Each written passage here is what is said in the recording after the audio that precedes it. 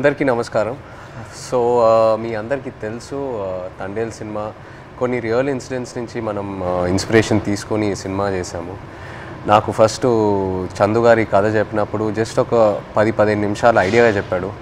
ఆ తర్వాత నేను శ్రీకాకుళంకి వెళ్ళి మత్స్యలేశంకి వెళ్ళి 22 మంది ఎవరైతే ఉన్నారో మత్స్యకారాలు వాళ్ళ నుంచి ఈ ఇన్సిడెంట్స్ బేస్ చేసుకొని సినిమా తీసామో వాళ్ళని వెళ్ళి కలవటం జరిగింది. సో కొంతమంది వాళ్ళు మనతో ఉన్నారు ఇక్కడ, మొన్న ఈవెంట్కి వచ్చారు హైదరాబాద్కి, and I'm happy to have them here. So వాళ్ళతో మాట్లాడి ఇంకా కొన్ని విషయాలు తెలుసుకుందాం. Hello, hi.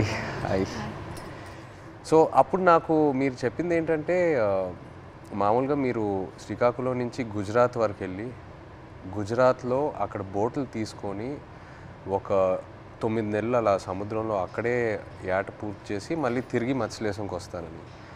ఎందుకు గుజరాత్ వరకు ఎందుకు వెళ్తారు? అంటే మామూలుగా గుజరాత్ వరకు ఎందుకు వెళ్తున్నాం అంటే కారణం ఏంటంటే ఇక్కడ మనకి జట్టీలు అందుబాటులో లేవు. ఓకే. అంటే ఇక్కడ ఏటకి వెళ్తుంటే అలలు పెద్ద కెరటాలు ఇరిగేస్తుంటాయి. దాని బోట్ల కింద ఉండిపోయి ప్రాణాలు కోల్పోతున్నాం. అయితే గుజరాత్లో ప్రతి 20 కిలోమీటర్లకి జట్టీలు ఉంటాయి అక్కడ. ఓకే. అందుకనే ఉపాధి ఉంటుందని వెళ్ళిపోతున్నాం అక్కడ. ఓకే. జీవనోపాధి కష్టపడ్డానికి వెళ్ళిపోతున్నాం. సో మీరు ఒకసారి అక్కడికి వెళ్ళాక ఒక నెల రోజులు సముద్రంలోనే ఉంటారా? ఒకసారి బోట్ తీసుకున్న తర్వాత నెల రోజులు సముద్రంలోనే ఉంటారు? నెల రోజులు ఉంటాం. లేకపోతే మీకు కంప్లీట్గా బోట్ డెక్ ఫుల్ అయిన తర్వాత తిరిగి వస్తారా? అది సముద్రంలో ఏటకి వెళ్తాం. చేపలు ఎక్కి పట్టిందంటే 20 రోజులకు వచ్చేస్తుంటాం. అంటే ఐస్ అంటారు కదా, ఐస్ అయిపోయిందంటే వచ్చేస్తాం. ఓకే. చేపలు ఎక్కువ దొరికితే ముందు వచ్చేస్తాం, దొరకలేదంటే అక్కడక్కడ పట్టుకుంటూ నెంబర్లు కొట్టుకుంటూ ఎత్తుకుంటూ పట్టుకుంటాం. కొద్దిగా లేట్ అవుతుంది. చేపలు దొరికామంటే హ్యాంగ్ వచ్చేస్తుంది జట్టి. ఓకే. అండ్ మీరు అక్కడ సముద్రంలో ఉన్నప్పుడు సెల్ ఫోన్ కనెక్షను, ఇంటితో మాట్లాడాలనుకున్నా, పిల్లలతో మాట్లాడాలనుకున్నా అలాంటి అవ్వదు, ఏ కనెక్షన్ ఉండదు? అవ్వదు. దగ్గరలో అవ్వద్దు. అంటే గుజరాత్ వేరే వాళ్ళు ఉంది కదా పోలవరం దగ్గర, దాని నెంబర్ కొడతాం. ఒక 200 కిలోమీటర్లు ఉందనుకో, ఆ స్టీరింగ్ పట్టుకుంటూ వస్తాం. దగ్గరలో ఒక 20-30 కిలోమీటర్లు టవర్ వస్తుంది మాకు. అప్పుడు పైన స్లాబ్ మీదకి వెళ్ళడం, చూడడం, టవర్ రావడం, మాట్లాడడం. ఒక్కొక్కసారి కట్ అయిపోద్ది, 2 ముక్కలు మాట్లాడడం, మళ్ళీ చేయడం, అలా ప్రయత్నిస్తుంటాం. అలాగా. ఓకే. బాగున్నారా? చాలా బాధ. పిల్లలు బాగుంటారా, ఎలా ఉన్నారు, అందరూ బాగుంటారా, అమ్మ నాన్న అన్నాడు. అట్లా ఉన్నప్పుడు అంటే ఎక్కడో చిన్న ఫీలింగ్ తట్టి ఉంటారు. తుఫాన్ అంటారు సడన్గా. గుజరాత్కి ఇలాగా టీవీలో చూస్తాం కదా, గుజరాత్కి తుఫాన్ ఉందని వస్తారు. తుఫాన్ ఎలాగుంటారు, ఎక్కడ ఏడ్ చేస్తారు అనేసి అనుకునేలోపు వీరు అక్కడ ఏది అందుబాటులో ఏ జట్టు ఉంటుంది, గోవా అవని మంగళూరు అవని ఏదో అవని, అక్కడికి వెళ్ళడము. అక్కడ బోట్ యాంకర్ అంటారు కదా, అదేసి అక్కడ ఉంటారనమాట జట్టి. అప్పుడు మాకు కాల్ చేస్తారు. అప్పుడు మాకు ధైర్యంగా ఉంటుంది, ఆ జట్టికి వస్తారు తుఫాను దొరకకంట అనేసి మాకు ధైర్యం ఉంటుంది అనమాట. మీరు రోజుకి చూస్తూనే ఉంటారు. ఎప్పుడు వస్తారు తుఫాన్ కదా, గుజరాత్లో ఎలా ఉంటారు, ఎప్పుడు జట్టికి వస్తారని చూస్తే వీళ్ళు ఫోన్ రాగల అమ్మాయ్యా వస్తారు అనే ఫీలింగ్ అనేది ఉంటుంది. సో మీరు ఫోన్ పక్కనే పెట్టుకుంటారా? ఫోన్ అయితే పక్కనే ఉంటుంది. తుఫాన్లు అయినప్పుడు అయితే కరెక్ట్గా వచ్చినప్పుడు ఫోన్ అయితే ఇంట్లోనే ఉంటుంది. ఎప్పుడు ఫోన్ చేస్తారో తెలియదు కదా. అదే ఏట్లో ఉన్నప్పుడు నార్మల్ టైం, తుఫాన్ లేని టైంలో ఏట్లో ఉంటారు కదా, 30 డేస్ అయ్యగల ఇంక కాల్ వస్తుంది, పక్కన పెట్టుకోండి. కాల్ 30 డేస్కి 1 డే అవతలైనా ఇంకా టెన్షన్ అనమాట. ఎందుకు రాలేదు, ఏమైంది అని. సో టెన్షన్ అనేది వచ్చేస్తుంది అనమాట. ఒక్కొక్కసారి అయితే ఎమోషనల్ అయిపోతాం. మన సినిమాలో కూడా సాంగ్ మోంటాజెస్లో ఉంది కదా, the calendar where you'd keep. So ఆ 30 డేస్ అక్కడి నుంచే ఆ చిన్న ఆ మూమెంట్ తీసుకున్నాం మీరు చెప్పిన దాన్ని బట్టి. అంటే మన ఫిల్మ్లో కూడా ఒక సీక్వెన్స్ ఎలా పెట్టాం, ఎన్ని రోజులు అయిపోయిన తర్వాత ఎలా కొంచెం చేతులు ఉణుగుతున్నాయో తెలుసా అని. సో ఒకవేళ 30 రోజుల్లో ఫోన్ రాకపోతే అంటే అక్కడ వాళ్ళని కాంటాక్ట్ చేయడానికి ఏదైనా మీకు ఎమర్జెన్సీలా ఏదైనా నంబర్ ఉందా? ఏమీ లేదు, ఏముండదు. సేట్తో మాట్లాడాలని, సేట్లు ఉంటారు కదా వీళ్ళకి బోటుకి సంబంధించి, వాళ్ళతో మాట్లాడి వాళ్ళ భాష మనకు తెలియదు. వాళ్ళ భాష తెలియదు కాబట్టి వాళ్ళకి మనం ఫోన్ చేయలేము. ఆ భాష వచ్చినంటే మన దగ్గర ఉంటారు. ఆ భాష వచ్చిన వాళ్ళందరూ గుజరాత్లో ఉంటారు కదా, జెంట్స్ మొత్తం గుజరాత్లో ఉంటారు. ఓన్లీ లేడీస్ ఇక్కడ ఏదో కూలి పని చేసుకొని చేపలు పట్టుకొని వెళ్ళి అమ్ముకోవడం, కానీ ఇక్కడ మా లేడీస్ ఉంటాం అంతే. మాకు తప్పించి వేరే వృత్తి అయితే రాదు, చేపల వృత్తి. ఎప్పుడైనా ఇంత ఒక దేశానికి తెలిసిపోయింది ఇలాగా 22 మంది మత్స్యకారులు దొరికిపోయారని. కానీ మళ్ళీ మేము అదే గుజరాత్కి వెళ్తాను వేట చేయడానికి, తప్పదా మాకు అదే ఉపాధి అంతే. మీకు ఎలా తెలిసింది ఆ రోజు ఎలా వాళ్ళు అక్కడ దొరికిపోయారు అనేది? నేను 7 మంత్ ప్రెగ్నెంట్ పాప అప్పుడు కడుపులో ఉంది. కూర్చున్న అలా ఫోన్ వస్తుంది, 29 days అయింది అప్పటికి. ఫోన్ వస్తుందని ఇలాగ కూర్చున్నా, మా పెద్ద పాప పక్కన పెట్టుకొని. మా అమ్మకి కానీ చెప్తానని, మీ అల్లుడు వస్తారు ఇలాగ యాడ్ నుంచి ఫోన్ చేస్తారమ్మా చెప్పిన తర్వాత సరేలేని కూర్చున్నాను. ఫోన్ రాలే.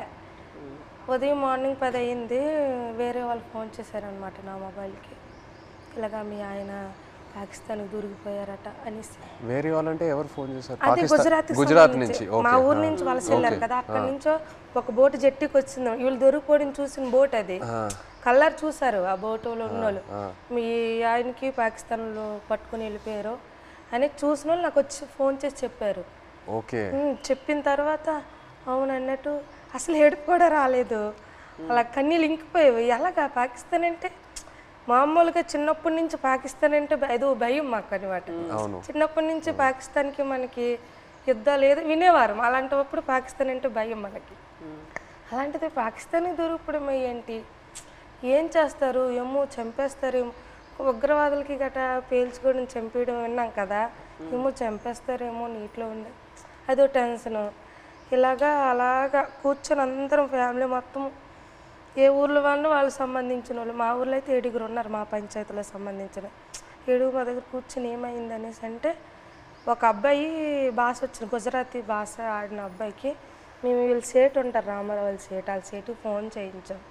అడగండి ఒకసారి ఏమైంది ఆ సీట్కి అంటే, వాళ్ళు ఫోన్ చేసి అడిగారనమాట ఏమైంది, ఆ పాకిస్తాన్ వాళ్ళు పట్టుకెళ్ళిపోయారంట, ఏమైంది సీట్ అని అడిగితే అతనేమో పట్టుకుని వెళ్ళిపోయారు, నీటిలో ఉంచారని చెప్పారు. ఇంకా మాకైతే ఎలాగ వస్తారు అనేసి, ఎలాగ ఆలోచించాలి, ఎక్కడికి వెళ్ళాలి, ఎలాగ తీసుకురావాలి అనేసి ఒక ఎమోషనల్ అయితే మామూలుగా కాదు.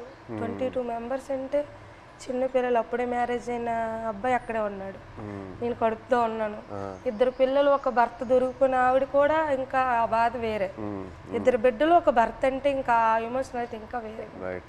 అందరం ఇంకా అంతే, ఏం చేయాలని ఆలోచనతో ఓ 1 month వరకు అలా ఉన్నాం. ఇలాగా న్యూస్ వచ్చి ఇలాగా ప్రసారం చేయడము, మీడియా కొంచెం హెల్ప్ చేసింది. ఓకే. ఓకే. మీరు ఆ పాకిస్తాన్లో ఇంతకుముందు వేరే ఎవరైనా ఇలా పాకిస్తాన్ సైడ్కి వెళ్ళి వాళ్ళు పట్టుకోవటం జరిగిందా, లేకపోతే ఫస్ట్ టైం అయినా ఇలా జరగటం? ఓకే. ఓకే. ఇప్పుడు కూడా ఉన్నారు అక్కడ? ఇప్పుడు ఉన్నారో తెలియదు కానీ మీరు అప్పుడు ఉన్నప్పుడు అక్కడ మీరు వెళ్ళి ముందే అరెస్ట్ అయ్యి ముందే ఉన్నారు అక్కడ. తీసుకెళ్ళేటప్పటికి మేము ఏడుస్తున్నాం అక్కడ. ఏడుస్తుంటే వాళ్ళు మాకు బుద్ధిరిస్తుంటారు, పళ్ళకోయండి అదేటి ఇదేటని. వాళ్ళు అన్నారు మాకే 2 సంవత్సరాలు అయింది మేము వెళ్ళట్లేదు, మరి కొద్దిగా ఏడ్చేస్తున్నాము మేము. వాళ్ళు 1.5 సంవత్సరం ఒక్కొక్కరు ఒక్కొక్క కారణం. ఓకే అంటే ఆధార్ కార్డులు పేర్లు రాంగు, ఒక్కొక్క పేరు అంటే ఒక బోట్లో 9 మంది ఉంటారు, వాళ్ళకి ఏదో అర్జెంట్ పని నుండి వెళ్ళిపోతారు వాళ్ళు.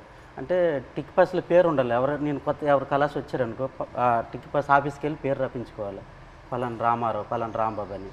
అది ఎవరు వెళ్ళిపోతే వాళ్ళ పేరు ఏం చెప్పేశాడు అక్కడ. మన ఇండియా నుండి హై కమిషనర్ వచ్చేటప్పుడు కొన్ని పేర్లు రాంగ్ చెప్పేస్తారు అలా, దానివల్ల ఆయన ఉండిపోయారంట అక్కడ. ఆయన చెప్పడం మరికొద్దిగా ఏడుపు వచ్చింది మాకు, చాలా బాధ అనిపించింది. ఆ నైట్ భోజనం కూడా మానేసాం, మళ్ళీ అలాగ రోజులు గడిచిన కొద్ది అలాగే ఇదైంది. అక్కడ జైల్లో అంటే మీరు ఏం చేసేవాళ్ళు రోజు? ఏదైనా ఫ్రీడమ్ ఇచ్చేవాళ్ళా లేకపోతే సెల్లోనే ఉండేవారా, ఏం చేసేవారు? అంటే తెల్లారితే వచ్చేవారు కానిస్టేబుల్ పోలీస్ పాకిస్తాన్, లేపి మొక్కలకి నీళ్ళ గంట పోసేవాళ్ళం. ఓకే. తర్వాత గడ్డి గంట తెంపేవాళ్ళం, గడ్డి. తర్వాత గార్డెనింగ్ అని వాళ్ళు పాకిస్తాన్ ఖైదీలతో నీళ్ళు జల్లిస్తారు, వాళ్ళు జల్లిస్తే కర్రకి గోనకి చుట్టేసి అలాగా అలికినట్టుగా తలాపేసినట్టు చేపిస్తారు. మాకు నీళ్ళు మోయమంటారు మాకు. ఓకే. ఆ నీళ్ళు మోస్తాం 1-2 గంటల పని ఉంటుంది, మళ్ళీ లోపల తీసుకెళ్ళి తాళాలు వేసేస్తారు. ఇప్పుడు మీరు ఒకవేళ ఇంట్లో వాళ్ళతో మాట్లాడాలంటే ఉత్తరాల వైపే మీకు కమ్యూనికేషనా, లేకపోతే సెల్ ఫోన్తో? ఫోన్ ఏం లేదు, ఓన్లీ ఉత్తరాల వైపే. అండ్ అది పంపించడానికి ఎంతసేపు పట్టేది? మీరు ఒకసారి రాసిన తర్వాత, ఉత్తరం రాసిన తర్వాత వెళ్ళి మత్స్యలేశం చేరడానికి ఎంత టైం పట్టేది? అంటే మేము దొరికిన తర్వాత వాళ్ళు ఇండియా వాళ్ళు ఉన్నారు దాంట్లో, ఉత్తరాలు కూడా మేము అదే నెల 2 నెలలకి ఒక్కొక్కసారి లేట్ అయితే 3 నెలలు కూడా వస్తుందని చెప్పారు. మేము కూడా లెటర్లో రాసాం ఇలా అనుకోండి అంటే ఏట పూర్తి అయిపోయింది, అదే రోజు తెల్లారిసరికి వచ్చే టైంకి అనుకోకుండా దొరికిపోయాం, ఇలా జరిగింది, ఒక పక్క బాధగున్నా లోపల దిగమింగుకొని మీరు శుభ్రంగా ఉండండి అని వాళ్ళకి చెప్పాం. అప్పుడు ఇప్పుడు ప్రెగ్నెంట్ అప్పుడు అదే ఏట రావాలనుకుంటాను ఊరు నేను ఇంకా వచ్చి రావాలనుకుంటా ఇంకా దొరికిపోయింది. లెటర్లో మాకు జాగ్రత్త చెప్తూ వాళ్ళ పైన ఆవేదన కూడా మాకు కనిపించింది లెటర్. జాగ్రత్తగా ఉండండి, ఇక్కడ మాకేం పర్వాలేదు కానీ వెళ్ళి పోరాటం చేయండి అంటే అక్కడ ఏంటంటే జాగ్రత్తగా ఉండండి వెళ్ళి పోరాటం చేయమంటే మాకు ధైర్యం చెప్తూ వాళ్ళకి బయటికి తీసుకురావడానికి పోరాటం చేయండి నేను ఒక ఆవేదన అనేది కనిపించేది మాకైతే. ప్రెగ్నెన్సీ కదా అయినా సరే ధైర్యం చేసి వెళ్ళేదాన్ని, ఎక్కడ పొలిటీషియన్ మీటింగ్లు ఉన్నా సరే వెళ్ళేది. ఏమో సింపతి ఉంటుందేమో, అరే ప్రెగ్నెన్సీ కదా లేడీ కదా పాప వాళ్ళ హస్బెండ్ దొరికిపోయారు అనేసి ఒక సింపతి ఉంటుందని ధైర్యం చేసి వెళ్ళిపోయేదాన్ని. ఓహో మీరు వెళ్ళిపోయారు. నేను వెళ్ళిపోయేదాన్ని, తను ఆల్ ద పొలిటికల్ అన్ని దగ్గరికి వెళ్ళిపోయేదాన్ని. అందరూ మీ హస్బెండా కడుపుతూ ఉన్నావా అయ్యో పాపం అనేవారు. ఏమో సింపతి ఉంటుంది కదా సార్, అంటే వీళ్ళకి అక్కడికి తీసుకెళ్దాం ఢిల్లీ వరకైనా తీసుకెళ్దాం అంటే సింపతి ఉంటుందేమో అనేసి నేను గర్భవతితో ఉన్నప్పుడు కూడా వెళ్ళేదాన్ని. 9 months వరకు నేను డెలివరీ ముందు వరకు కూడా నేను పోరాటం చేశాను వాళ్ళు రావాలని. సో మీరు అక్కడ ఆంధ్రాలో తిరిగారు ఇలా పొలిటికల్ మీటింగ్స్ ఏదైనా ఉంటే, ఆ తర్వాత గుజరాత్ వరకు కూడా వెళ్ళారు కదా? ఢిల్లీ వరకు వెళ్ళారు. గుజరాత్కి వెళ్ళా స్టేట్ దగ్గర ఢిల్లీ వరకు వెళ్ళారు. స్టేట్లకి ఫోన్ల వరకే, గుజరాత్ వెళ్ళలేదు. డెలివరీ అయిపోయిన తర్వాత 20 days పాపకి 20 days పాపకి ఇంటి దగ్గర వదిలేసి దాన్ని ఢిల్లీ వెళ్ళాం. ఢిల్లీ వెళ్ళిన తర్వాత అంటే అందరూ అనేవారు, ఇతను కూడా లెటర్లో రాశారు ఢిల్లీ వెళ్ళండి, ఢిల్లీ వెళ్తే మనకి వచ్చే అవకాశాలు ఉన్నాయని ఇతను లెటర్లో రాసేవారు అనమాట రామారావు గారు. సరేలే ఢిల్లీ కొంచెం అది పేద పరిస్థితి కదా సార్, ఢిల్లీ అంటే మాకు తెలియదు, భాష తెలియదు, ఎలాగెళ్ళాలో తెలియదు. అలాగ ఉన్నప్పుడు కొంతమంది అదే పొలిటీషియన్ వచ్చి ఇలాగ రండి అక్కడ మీకు పని జరుగుతుంది ఏం అవ్వదు గైడ్ చేయడానికి ఒక అతను వచ్చి వెళ్ళండి అంటే సరేలే ఇంత పోరాటం చేసి ఇదే చేయలేమా అనేసి ధైర్యం చేసి వెళ్ళాం ఢిల్లీ. ఢిల్లీ వెళ్ళిన తర్వాత అక్కడే ఢిల్లీ వెళ్ళిన తర్వాతే వీళ్ళు బయటకు వచ్చారు. అంతవరకు ఆ 14 నెలలు అక్కడే ఉన్నారు. అతను అంబాసిడర్తో అక్కడ అంబాసిడర్తో మాట్లాడడం కానీ ఉన్నారనడం కానీ. మెయిన్ మాకు బాధ కలిగించింది ఏంటంటే పుల్వామా దాడి. ఆ దాడి ఇలాగ మార్నింగ్ ఇలాగ టీవీ వేసాను, ఇలాగ మన ఇండియన్ ఆర్మీకి ఇలాగ ఉగ్రవాదులు చంపేశారు, ఆత్మహత్య దాడి అయిన తర్వాత అవునా ఎందుకు అనేసి వీళ్ళకేం చేస్తారని ఇదో బాధ. మళ్ళీ అక్కడ మరి ఇండియన్స్ ఉన్నారు కదా సార్, ఏం చేస్తారని బాధలు ఉన్నప్పటికీ లెటర్స్ అయిపోయి 3 months వచ్చిన లెటర్స్ బాగానే వచ్చి పుల్వామా దాడికి ముందు లెటర్స్ కంటిన్యూ అయ్యాయి. మేము పంపించింది అతనికి వెళ్ళేది, అతను పంపించింది మాకు వచ్చేది. కానీ పుల్వామా దాడి తర్వాత స్టాప్ అయిపోయింది.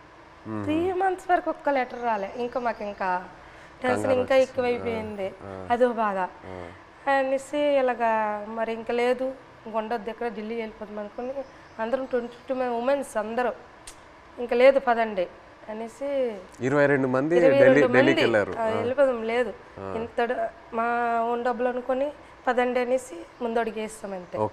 ముందడుగేసుకుని వెళ్ళిపోయాం అంతే. వచ్చిన ద్వారా అందో వెళ్ళాం. అక్కడికి వెళ్ళిన తర్వాత జయశంకర్ అని విదేశాంగ మంత్రికి కల్పించారు. ఇంగ్లీష్ రాదు కదా, ఏదో మా తెలిసిన భాషలు అంటే అతను మా కన్నీళ్ళు చూసి అతనికి అర్థమైపోయింది అనమాట. ఓ ఇంత బాధపడుతున్నారని ఏడుస్తాను. మా ఆవేదన చెప్తూ మా కళ్ళని నీరు వచ్చేస్తుంది. అది చూసి పాపం అతను తట్టుకోలేకపోయారు. వెంటనే ఫోన్ పాకిస్తాన్ చేశారు. మన ఇండియా అంబాసిడర్ చేసిన తర్వాత పర్లేదు ఉన్నారు ఇలాగ వస్తారు అని చెప్పారు. జనవరి కల్లా వచ్చేస్తారు అన్నారు. మా దగ్గర చెప్పారు జనవరి కల్లా వచ్చేస్తారు, రాకపోతే మీకే పాకిస్తాన్ నేను తీసుకెళ్తాను, నేను భరోసా ఇస్తానని మాట ఇచ్చిన తర్వాత అప్పుడు ఇంకా హ్యాపీ అంతే. అతను అన్నట్టు జనవరి కల్లా మాకు ఫస్ట్ కల్లా అక్కడి నుంచి లిస్ట్ వస్తుంది అనమాట. గనగల రామారావుకి వాళ్ళ భాష వేరే కదా సార్, గనగల రామారావు గుణగల్ల రామారావు, కేసమర్రికి కసమర్రయ్య అన్నట్టు పేరు ఓహో మీ పేరు కరెక్ట్గా వేయలేదా? సార్ ఆ లిస్ట్ కూడా రాంగ్ వచ్చింది అనమాట. గనగల రామారావుకి గంగల్ రామారావు. సో మీరు కన్ఫ్యూజ్ అయిపోయారా ఎవరు అక్కడ ఎవరు ఉన్నారు ఏంటి? సరేలే అది ఉర్దూ బస్ కదా ఏమో ఇలాగ తెలుగు ఇలాగ రాశారేమో అని మాకు మేము ఆలోచించుకొని వచ్చేస్తారు అన్నట్టు. మీకు ఆ టైంలో ఎలా అనిపించింది? సడన్ గా భయం వేసింది. పేరు డిఫరెంట్గా ఉన్నప్పుడు 22 మందిలో 21 మంది వెళ్ళిపోయి నన్ను వదిలేస్తారేటని ఒక ఇది. వీళ్ళు కావాలని వాళ్ళకి రాస్తారేటో చెప్పలేం. పాకిస్తాన్ ఓన్లీ మీ పేరే తప్పేశారా? అందరివి ఉన్నాం, ఓకే అందరివి అందరివి ఏదో ఒక మాది కొంతమంది అక్కడక్కడ పేరు గనగల రామారావుకి గంగల్ రామారావు వచ్చింది. గంగల్ రామారావు వస్తే మరి పేరు డిఫరెంట్ అయితే ఖచ్చితంగా వదిలేస్తారని అందరూ ఇండియా వాళ్ళు అంటుంటారు. ఇంతకుముందు ఉన్నవాళ్ళు పాత వాళ్ళు. నాకైతే రాత్రి ఇద్దరు రాలేదు. 22 మందిలో 22 నా పేరు రాకపోతే నాకు వదిలేస్తే నాకు నిద్ర పట్టట్లేదు, తినాలనిపించట్లేదు. అప్పటికే 14-15 నెలలు అయిపోయింది, సంవత్సరం దాటిపోయింది. అప్పటికి ఇలాగ అయిపోయాను, సన్నంగా అయిపోయాను. వాళ్ళు ఏదో చపాతీలో అంటే ఏదో కలుపుతారంట అక్కడ జైల్లో. అదేదో మనకి ఏదో బరువు మోయాలని మోయలేమంట, ఆవేశం వచ్చేస్తుందంట. వాళ్ళు చెప్పిన మాటలే అప్పటికే సన్నంగా అయిపోయాను. తర్వాత నోటానికి కూడా బ్లడ్ వచ్చేస్తుంది. ఏమంటే టెస్టులు చేస్తే వేడి వల్ల అన్నారు, ప్రాబ్లం లేదంటే కొద్దిగా ఆపేయకుండా ఉన్నారు. అలాంటి చాలా భయం వేసేది. అలాగే పుల్వామా టైంలో మీరు అక్కడ ఒక కన్ఫ్యూషన్ లాగా ఏమైనా అయిపోయిందా మీకు? అయిపోయింది మరి. ఏదో వేరే సెల్లో పెట్టేవారంట అక్కడ, ఏదైనా బయట ప్రమాదం ఏదైనా జరిగితే. అంటే బీహార్ జైల్లో ఒక పాకిస్తాన్ ఖైదీకి ఇండియా వాడు చంపేశారని తెలిసింది మాకు. అక్కడ జైల్లో టీవీ ఉంది మాకు చూస్తుండగా. చంపేస్తే మాకు తెలీదు. మాకు 4 రూమ్లో అందరికి ఒక్క రూమ్లో బంధించేస్తుంటారు. బ్యాగులకి నైన్గా పట్టుకొని ఒక రూమ్లో తీసుకెళ్ళి ఇంకోటి బాంబు వేసేస్తారు, మనం చంపేస్తారని అంటే ఇంకొకడు. చాలా భయం వేసేస్తుంది. అప్పుడు ఇంకో అందులో 2 కానిస్టేబుల్ ఉంటారు కదా కొందరు పాకిస్తాన్ వాళ్ళు. ఆయన లేదు అక్కడ మీ ఇండియా కూడా మా పాకిస్తాన్ ఖైదీ చంపేశాడు కదా, ఇక్కడ మీ వాళ్ళకి ఏం జరగకంటే మీరు అందరికి ఒక రూమ్లో పెడతాను, మీరు జడవద్దని చెప్పాడు. అప్పుడు కొద్దిగా ఊపిరి పీల్చుకున్నాం. అలా జరిగింది. అండ్ మీకు జైల్లో ఇప్పుడు డబ్బుల్లా ఇప్పుడు ఈ ఉత్తరాలు పంపించడానికి ఆ అమౌంట్ ఎలా మీకు వచ్చేది? పెన్నుల మీద పేర్లు చేస్తాను నేను. ఒక్కొక్కరు ఒక్కొక్క పని నేర్చుకున్నాం. నాకైతే 2 వారాలు పట్టింది టైం. ఓకే. ఇప్పుడు నాకు చైతన్య పెన్ను ఉంటుంది, పైన దారంతో నాకు చైతన్య పేరు వచ్చేస్తుంది. కింద సాయిపల్లి అంటే ఒక పెన్ను మీద 2 పేర్లు రాస్తే 2 పేర్లకు 200 ఇస్తారు. ఒక పేరు అయితే 100 రూపాయలు ఇస్తారు. అలాగే రోజుకి 5-6 పెన్నులు అలా చేసేవాడిని. ఆ పెన్నులు వాళ్ళకి ఇస్తే ఖైదీలు ఏడు చేస్తారు, వాళ్ళకి బెయిల్ మీద వెళ్తారు కదా కోర్టుకి, వాళ్ళ ఫ్యామిలీకి ఇస్తారు కదా. ఆ డబ్బులతోటి మేము ఏంటంటే అప్పుడప్పుడు ఏదో గుడ్లు తెచ్చుకుంటాం కానీ మాంసం కానీ తినడం కానీ. 22 మందికి మరి మెయిన్ లీడర్ని కదా, వాళ్ళ గెడ్డలకు కానీ వాళ్ళ రింకిలకు కానీ బిస్కెట్లకు కానీ ముసలి వాళ్ళకి తెలియదు కదా, వాళ్ళకి డబ్బులు ఇచ్చేవాడిని గెడ్డలకి. సో ఒక్క ఉత్తరం పంపించడానికి ఎంత అయ్యేది మీకు? అంటే ఒక 200-300-500 అంటే మా డబ్బులు ఉండవని తెలిసి ఏవో ఖర్చులు మట్టుకు పనులు చేస్తుంటాం. వాళ్ళకి ఇచ్చి అలాగే. అంటే ఎన్ని పేజీలు రాయొచ్చు ఒకసారి? ఎన్ని పేజీలు పంపించచ్చు ఉత్తరం? అంటే వైట్ పేపర్ మీద రాసి లోపల కవర్లో పెడతాం మేము. మినిమం రెండు పేపర్లు 22 మంది 2 పేపర్లో రాసి పంపించాలి. అంటే ఒక్కో ఇద్దరేసిది ఒక్కో ఉత్తరం ఉంటుంది. 22 మంది ఎవరిదా ఇద్దరు జాయింట్ పడేవాళ్ళం. ఓకే. ఇంకా డబ్బులు లేనప్పుడు సర్దుకుంటేవాళ్ళం. అలాగే ఇటు పెట్టి అలాగే అడ్జస్ట్మెంట్ అయ్యేవాళ్ళం. మీరు ఒక్కొక్కరికి ఈ ట్రిప్ అయితే నువ్వు లెటర్ పంపిస్తే నెక్స్ట్ ట్రిప్ నేను పంపుతాను. మళ్ళీ మాకు కాంప్రమైజ్ అయ్యి అడ్జస్ట్ చేసుకునేవాళ్ళం. ఓకే. అండ్ మీ పాప ఫోటో ఫస్ట్ టైం ఎలా చూసారు అక్కడ? అంటే పేపర్లో కటింగ్ చేసి ఉత్తరాలు పెట్టేసి పంపించారు ఆవిడ. అంటే అక్కడ ఏమేం జరుగుతుందనా ఊర్లో? ఓకే. పెట్టారు, పెట్టేసి పంపించేదాన్ని. అది చూసి అందులో చూసారు వాళ్ళ పాప. మీరు కావాలని అలా ఫోటో పెట్టారా? అంటే ఫోటో కావాలనే కాదు, చూడు ఇలాగ ధర్నా చేస్తున్నాం, మీరు భయపడకండి, ధైర్యంగా ఉండండి, మీకు తీసుకొచ్చే బాధ్యత మాదనేసి ఒక ధైర్యం చెబుతూ ఒక లెటర్ రాసేవారు. ఇక్కడ మేము భయపడే వాళ్ళకి భయపెట్టిస్తే వాళ్ళు ఇంకా భయపెట్టేస్తారు కదా అనేసి ఒక పోరాటం చేస్తాను, మీరు జడకండి ధర్నాలు చేస్తాను అనుకుని పాప ఫోటో కట్ చేసి పెట్టేసి పంపించారు. జైల్లో అయితే చాలా బాధ. అంటే ఆ పాకిస్తాన్ ఖైదీలకి పడుకుని పెట్టి చెట్ట పైకి ఎత్తేసి పట్టుకొని పెద్ద బెల్ట్ ఉంటుంది, ఇలాగ బాధేసేవారు. అమ్మో సచ్చాను బావ సచ్చాను అంటే మేమేంటి మనకి అలాగ కొట్టేస్తారని మేము జడిసిపోయాం. ఈ చెట్ట పైకి ఎత్తేసేవారు, చేయలేదు సాపేసేవారు. కింద పడుకుని పెద్ద బెల్ట్ ఉంటుంది, కర్ర పట్టుకొని ఇలా తిడ్డ ఉంటుంది అలా ఉంటుంది. ఆ బెల్ట్లో అలా కొడుతూ అమ్మో సచ్చాను 10 దెబ్బలు అంటే అలాంటివి. మనకి ఇండియా వాళ్ళు కూడా అలాగే కొడతాను జడిసిపోయాం. ఫస్ట్లో మేము వెళ్ళేటప్పటికి మొక్కలకి నీళ్ళు పోస్తుంటాం కదా, ఆ పక్కన వాళ్ళకి అది ఏం చేసాడో మనకు తెలీదు. అలా కొడుతుంటే అలాగే మనకి కూడా కొట్టేస్తారని భయం వేస్తుంది ఫస్ట్లో. వాళ్ళు అన్నారు మీకు ఇలాగ కొట్టరు, మీరు ఇంకా ఒకసారి 2 సార్లు తప్పులు చేస్తే మీకు కొడతారు. తప్పులు అంటే జైల్లో కానీ మా 22 మందిలో కానీ ఇంకా గుజరాత్లో ఉన్నారు ఇండియా వాళ్ళు కదా, ఏ బాత్రూమ్ దగ్గర కానీ బట్టలు ఉతుక్కున్నప్పుడు కానీ మనలో మనం కొట్టుకుంటే ఒకసారి కుదిరేసి రెండోసారికి గడికి ఒక మనిషి 3 తప్పులు చేస్తే మీకు కూడా అలాగే పడుతుంది. అంటే అప్పటి నుంచి గొడవలు కూడా అదే బాత్రూమ్ దగ్గర అలాగే అడ్జస్ట్మెంట్ అయిపోవాలి మేము. అలాగే అలా కొట్టేస్తారు రిటర్న్.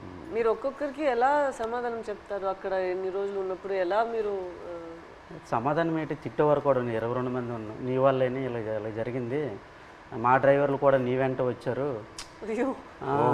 అంటే ఇంతకుముందు ఇతనికి యాట్లో గనగల రామారావు పాకిస్తాన్ వైపు ఎక్కి యాడ్ చేసేవారు, బోర్డర్ దగ్గరలో ఇతని వల్ల దొరికిపోయారు అనేసి ఒక బ్యాడ్ నేమ్ మీద వచ్చింది ఇతనికి. ఇతను అది దృష్టిలో పెట్టుకుని భోజనం సరిగ్గా చేసేవారు కదా అక్కడ. పెళ్ళి అవన్న కుర్రోలు కూడా ఉన్నారు కదా, నాకు పెళ్ళి అవ్వకుండా కూడా మీరు చేస్తారు, నేనిండా మీకు దొరికిపోయాం అని అనేవారు. ఒక బాధలో ఉండేది. తప్పదు మరి, జరిగిపోయింది చాలా బాధ.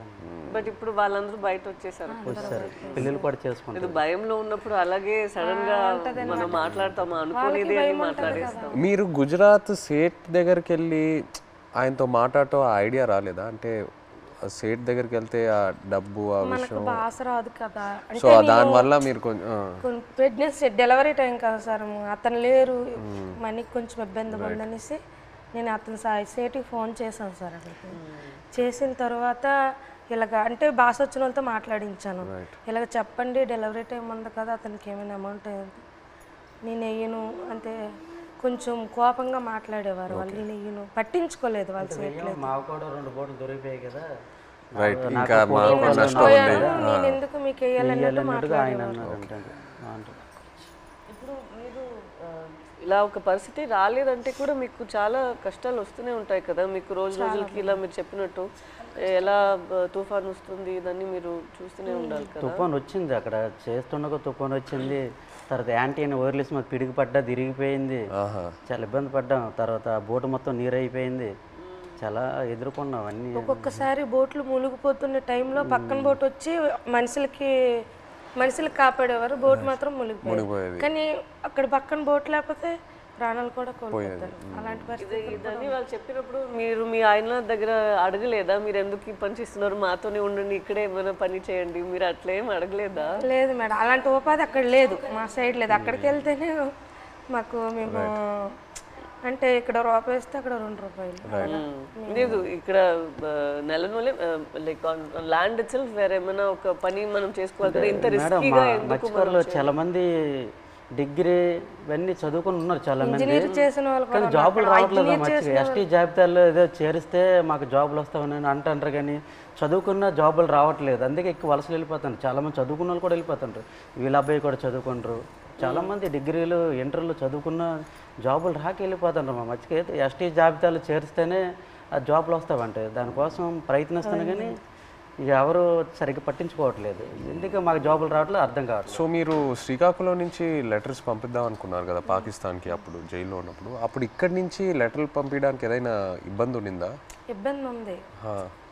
ఇక్కడ నుంచి లెటర్స్ అంటే వాళ్ళు అడ్రస్ రాశారనమాట, ఇలా పంపించండి, టు అడ్రస్ ఫ్రమ్ అడ్రస్ అన్నట్టు ఉంటుంది, ఇలా పంపించండి అని రాశారు. అలాగే మేము పోస్ట్ ఆఫీస్కి వెళ్ళి ఇలాగ రాస్తే పాకిస్తాన్ రాస్తే వాళ్ళు చదివారు, పాకిస్తాన్ ఏంటి, పాకిస్తాన్కి మీకేం సంబంధం, మీరు పాకిస్తాన్కి లెటర్ వేయడం ఏంటి, ఇలాగ అడిగేవారు అనమాట. చాలా ఇబ్బంది పెట్టేశారు. 2-3 డేస్ వాళ్ళకి ఇలాగే ఇబ్బంది పెట్టేస్తే మేము ఈ స్టోరీ మొత్తం చెప్పిన తర్వాత వాళ్ళు అప్పుడు ఒప్పుకున్నారు.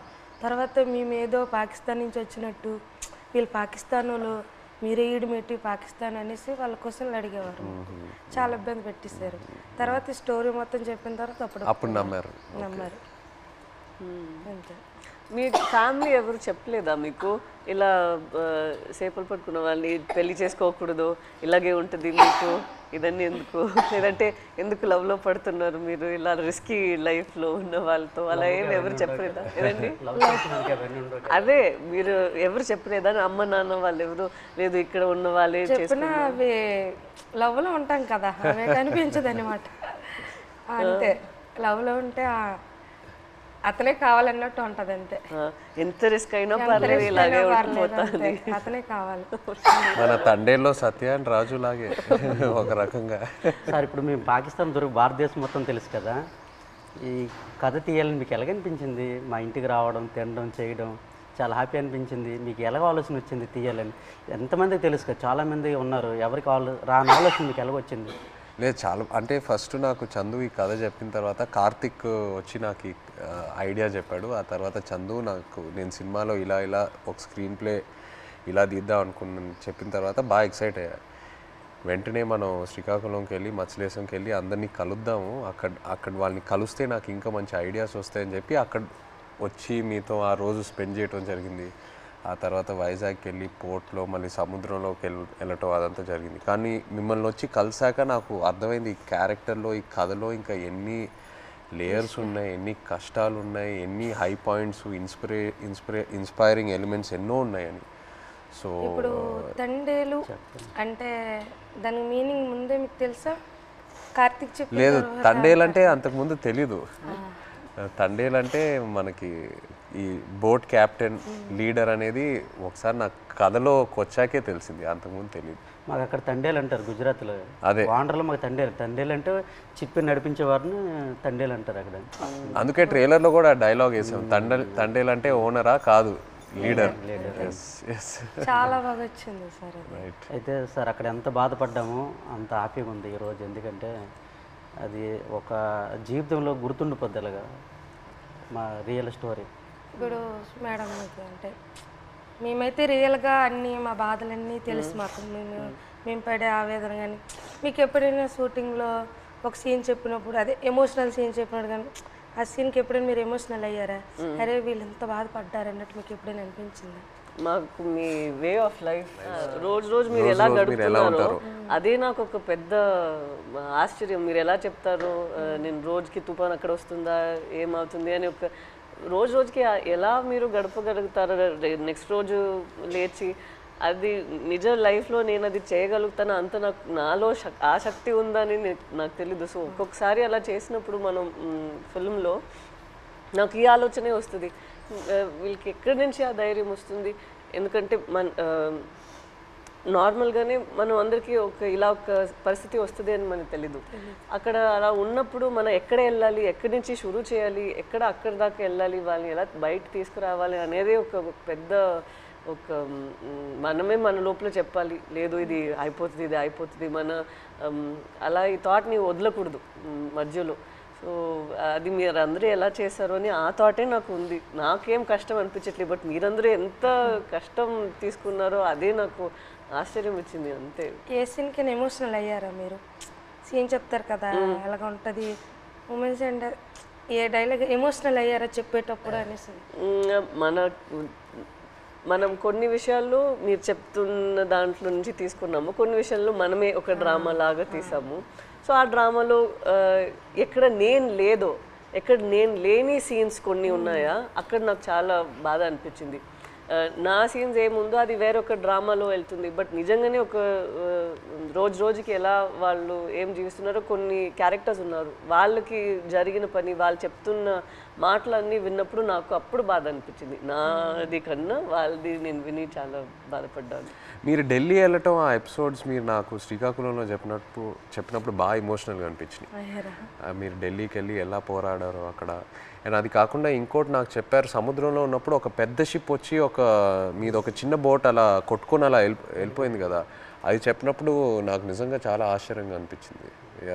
కొట్టుకొని పోయి అసలు ఆగలేదు కదా, కొట్టుకొని అలా వెళ్ళిపోయారు కదా. పెద్దది కదా. మీరందరూ అందరూ like community so United, and I think మీలో ఉన్న శక్తి మీరందరూ కలిసి ఒకేలాగా ఉన్నారు కదా, లైక్ వన్ ఫ్యామిలీ. ఒక ఫ్యామిలీ అర్థమైంది, బట్ మీరు అందరి ఒకే ఫ్యామిలీ కదా. సో ఒక్కరికి ఇది జరిగిందంటే అందరికి అది జరిగినట్టే. ఏ ఫ్యామిలీకి అలా జరగకూడదు. మా ఫ్యామిలీలో ఒకేసారి దొరికిపోవడం అంటే చాలా బాధాకర విషయం. నేను డ్రైవర్ మెయిన్ తండ్రి కనుక ఆ లైన్కి బోటప్ చెప్పినట్టు మా బావగారు, తర్వాత మా ఎర్రీకి బామ్మరిదే అంటే అన్నయ్య, నేను బోట్ ఆఫ్ చెప్పాను. ఈ బోట్ ఆఫ్ చెప్పిన ఓనర్లంతా నా వెనక పంపించారు. ఈ రామారావు ఎక్కి చేపలు పడతాడు, ఈ నేతను వెనకెతలు వెళ్ళండి చేపలు ఎక్కి దొరికితే అనుకుని నాకు వెనకాల పంపించడం, దొరికిపోవడం చాలా బాధాకరం అనిపిస్తుంది. అలా జరుగుతుంది అనుకోలేదు. సో లాస్ట్ క్వశ్చన్ అంటే తండేల్ 2 ఉందా? మీరు ఆ రోజు ఈవెంట్లో ఏదో జోక్ వేశారు కదా, చెప్పండి. ఇంకోసారి పాకిస్తాన్కి దొరకాలి, అప్పుడు స్టోరీ అంటే ఒక కోరిక తండేల్ 2 ఉంటే ఖచ్చితంగా ఒక తమ్ముడుగా యాక్టింగ్ చేయాలని ఓకే రైట్. కోరిక మటుకు నెరవేర్చాలి. అయితే పాకిస్తాన్కి దొరకకుండా దొరకవు ఈసారి. మీరు ఇంకా ఢిల్లీ అంతా వెళ్ళరా? అంత తిరిగే శక్తి బోల్డ్ కథ ఉంది. ఇంకా అక్కడ వచ్చేసరికి ఇంకా ఇక్కడ ట్రావెల్ పడ్డాం. రైటర్ ఒక సంవత్సరం పాటు మేము వెనకాల ట్రావెల్, ప్రతిదీ తిన్నా ఏం చేశారు ఏమిటి అనేది ఒక సంవత్సరం పాటు ఫోన్ కాల్. అదే ఇక్కడ పాకిస్తాన్ వచ్చేసరికి ఇక్కడ అప్పటికి 7 సంవత్సరాలు అవుతుంది. ఇప్పుడు చాలా ఉన్నాయి కదా, ఇంకా ఇక్కడ తండేల్ 2లో కూడా ఇంకా బోల్డ్ కథ ఉంటుంది. కానీ ఈసారి ఫైట్ చేయాలంటున్నారు కదా మీరు వెళ్ళి అక్కడ నుండి ఇక్కడికి వచ్చేసరికి నేనేం చేశాను ఇంకా బోల్డ్ అని ఇంకా స్టోరీ ఉంది. ఖచ్చితంగా ఇది చెప్పండి మాకు. జీవితంలో ఇది గుర్తుండిపోతుంది. నచ్చిన విషయం ఏంటంటే సార్ మీరు ఉన్నారు కదా, ఆ డ్రెస్సింగ్ స్టైల్ కానీ ఎప్పుడు మీకు ఏ సినిమాలో అలా చూడలేదు. ఆ చినిగిపోయిన సెట్ కానీ ఆ డ్రెస్సింగ్ స్టైల్ కానీ అనకాపల్లిలో ఒక షూటింగ్ ఉంది కదా, అక్కడికి వచ్చాము. అక్కడ చూసి నేను షాక్ అయిపోయాను. అదే ఏ సినిమాలో చూడలే అసలు. అలా ఇమిడిపోయారు సార్ మీరైతే.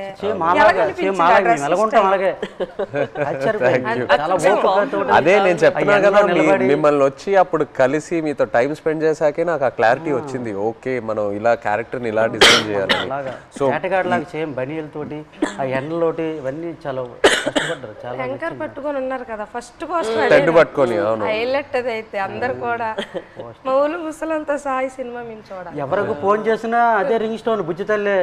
ఎవరికి ఫోన్ చేసినా రింగ్ స్టోన్ ప్రతి సెల్లకి హైలెస్ సాంగ్ ఉంది కదా, అది ఎలా హైలెస్ అది మా స్లాంగ్. అవును, ఎలా సింక్ అయింది అది అక్కడ అంటే మీ మలాలకి తెప్ప లాగేటప్పుడు వస్తారు కదా when they rowing, when they pulling the net. ఇప్పుడు అది రేరు. ఇంతకు ముందు జనరేషన్ లో ఎక్కువ వాళ్ళు వచ్చినప్పుడు దీనికి మీరు తెడ్డు అంటారు కదా, కత్తావ అంటాము. ఏమంటారు? కత్తావా. ఆ కత్తావ పట్టుకుని కత్తావా అంటాం మేమైతే. అండ్ పెద్దాలు వచ్చినప్పుడు ఇలాగ బోట్ వెళ్తుంది కదా, ఆ కత్త ఆయనతోటే అలా లెవెల్ చేసుకుని వచ్చి ఐలెస్ అనుకుని వచ్చి వడ్డీకి వస్తారు. అంటే ఎలా సింక్ అయింది అది, అది మాకు ఆశ్చర్యం.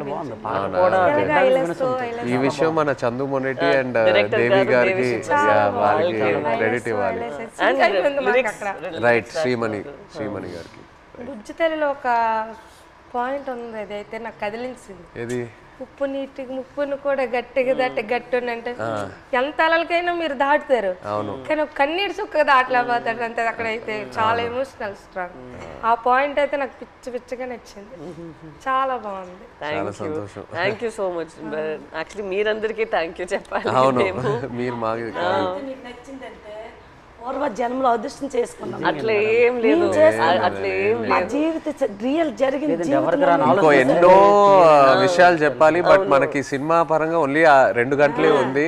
బట్ ఇంకా ఎన్నో చెప్పాలి. ఫ్యామిలీకి ఈ కథ నచ్చిందంటే మా అదృష్టం సార్. అది బొమ్మ దద్దరెళ్ళిపోతుంది సార్. రాజులమ్మ జాతర పొలిటీషియన్ గా అనడం లేదు, రాజులమ్మ జాతరే పొలిటీషియన్ గా అనడం లేదు, కానీ పొలిటీషియన్ చూస్తే ఇంకా బాగా ఏమో అనిపిస్తుంది మాకు. ఎంత చూస్తారే వచ్చుకోరు జట్టీలు లేవు, వాళ్ళకేం తెలుస్తుందేమో ఒక నమ్మకం.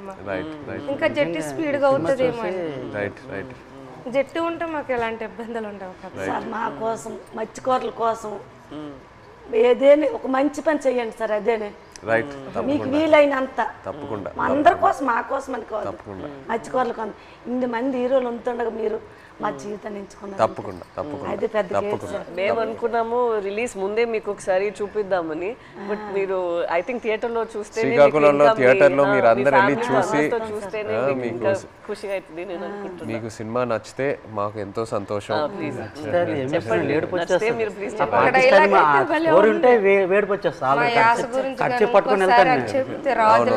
అది మిమ్మల్ని మైండ్ లో పెట్టుకొని చేస్తాం. అవునా? జరిగింది. ఇప్పుడు మేము చేపలు సార్, మా యాస వేరే ఉంటుంది.